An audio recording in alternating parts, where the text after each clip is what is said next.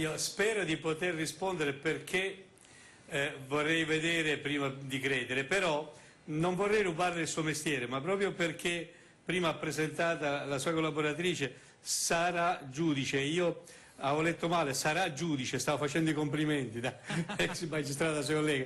Mi permetto di dire, nel frattempo ci ha raggiunto l'esponente che appoggia il governo, Giovanardi, e quindi forse la risposta a Crosetta è bene che glielo dia Giovanardi in questa logica. Mi faccia fare il giudice stasera, una parola all'una e una parola all'altra. Io che sono una forza extraparlamentare e che sono fuori, vorrei un attimo prima vedere e poi credere, non credo a nessuno, né da una parte né dall'altra. Va bene, allora facciamo parlare il buonasera a Giovanardi. Sì, buonasera. Eccolo qua, senta un po', poi fa parlare... Ah no, Di Pietro, lei vuol fare il conduttore ma non ha avuto il buono, non è ancora pronto Giovanardi, mi dicono che c'è un problema. Come non è? Che problema ho? Di telecamera. Ah, allora, perché non c'è ancora l'inquadratura, allora prendiamoci un attimo di agio, finiamo... No, vi posso assicurare che è sempre quello. Sì, no, lo so Sì, che non... voi chiudete gli occhi. Devo dire che pur essendo al governo, essendo stato con l'altro governo, non fa neanche il lifting, pure voglio dire è natura. È natura. Che, insomma... Crosetto, cos'è che diceva? Chi mangia? Cos'è che ha detto Crosetto? No, ho detto fatelo parlare e uno chiude gli occhi e immagina Giovanardi, non è che è cambiato rispetto a un giorno fa. Sì, è mandiamo, sempre lui. Mandiamo un fermo immagine. Allora, ciao Marti. La differenza tra chi sta al governo e chi no è che lo vedi, al governo chi appoggia il governo c'ha i capelli, noi li abbiamo perso. Un po' di fiducia abbiamo perso, questo voglio dire. Esatto. Come Sansone, insomma. Allora, a mio giudizio più con il centro-sinistra, visto che lei ha provato ad andare a votare alle primarie, ma l'hanno lasciata fuori dal seggio, è vero?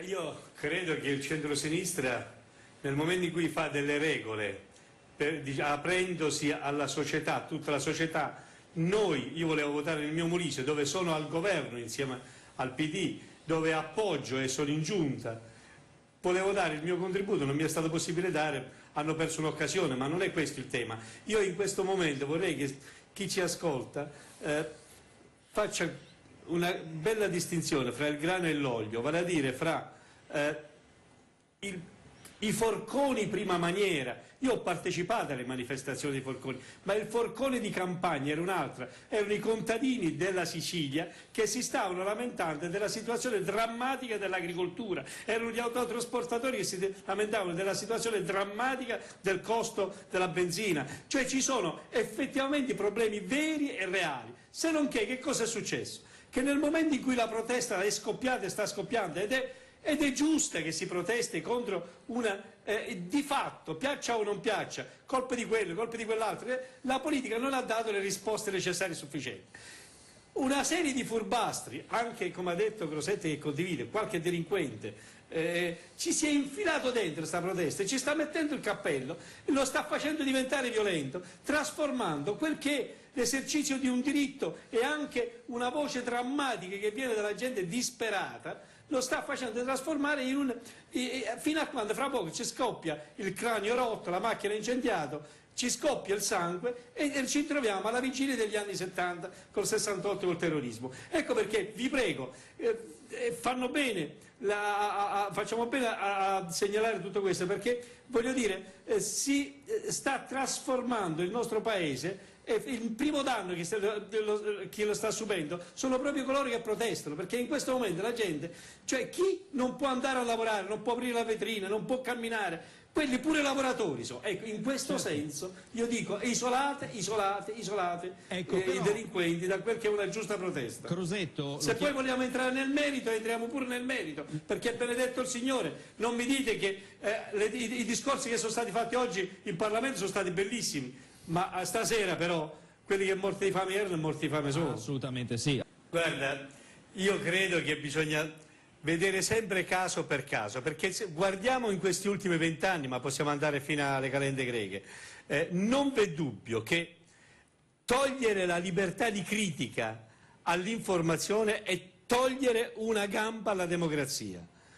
Quel che è successo, quel modo offensivo di attaccare la Oppo ne la riprova. Detto questo, provate tutti voi giornalisti a mettervi davanti allo specchio. Io Ne ho visti tanti di giornalisti che invece di fare i giornalisti fanno un'altra cosa, fanno il passacarte, raccontano una storia Io il diritto di critico lo riconosco a tutti, ma il dovere della verità della cronaca, cioè tradotto, lei guarda me e dice quanto è brutto Di Pietro, è una critica, me la tengo, ma se lei mi dice Di Pietro c'è la gonna, ma dove sta?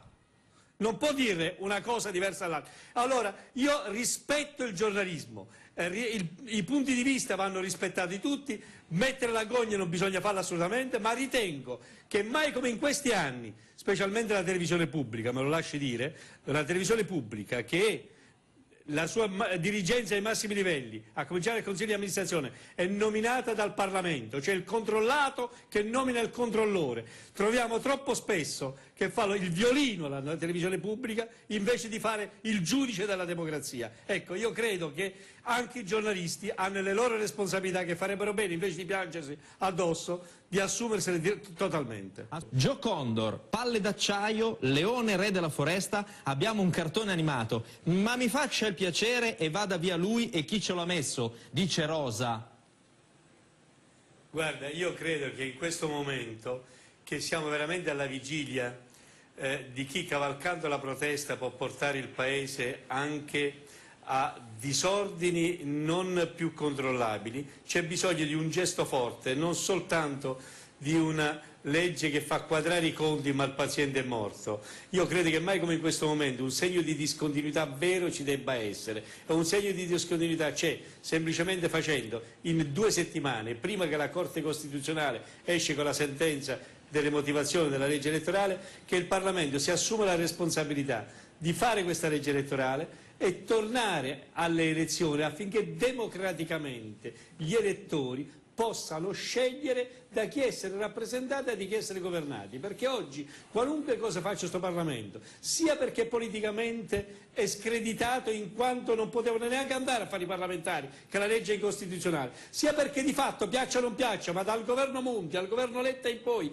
non è cambiato niente, la gente sta morendo di fame. Prima, mentre diceva che andava tutto bene, raccontava cosa diceva Letta, io ho letto cosa è uscito l'ultima ANSA. L'Italia è il paese che oggi alle borse è andata peggio in tutta Europa e con un segno negativo di quasi il 2%. Allora in un'ottica di questo genere o lo facciamo noi responsabilmente andando alle elezioni e quindi con delle facce nuove e con un impegno nuovo verso il governo, o altrimenti a casa ci manderanno sì con i forconi. E questo sì. mi dispiace perché dai forconi per modo di dire, che io ho difeso e ho partecipato insieme a loro, io ho fatto il poliziotto e mi ritrovo con quei poliziotti sotto il casco, ma ho fatto anche il contadino e sono disperato nel vedere come quelli che facendo il contadino devono camparci, comprano il grano a 40 euro per forza obbligati e lo vendono a 20 euro. A mio avviso, al netto dei delinquenti e degli approfittatori e pazzoidi che si stanno infiltrando nei forconi,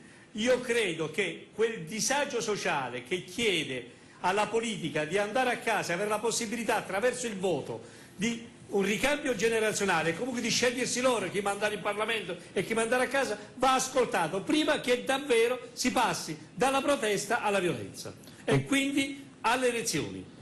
E quindi alle elezioni lei dice il prima possibile? Lei non sa se come fa, certo lo sa come fa, i forconi sono fatti anche attraverso, anche questo è un forcone, vede? Il diritto di andare a votare certo. e cambiare le facce che non mi piacciono.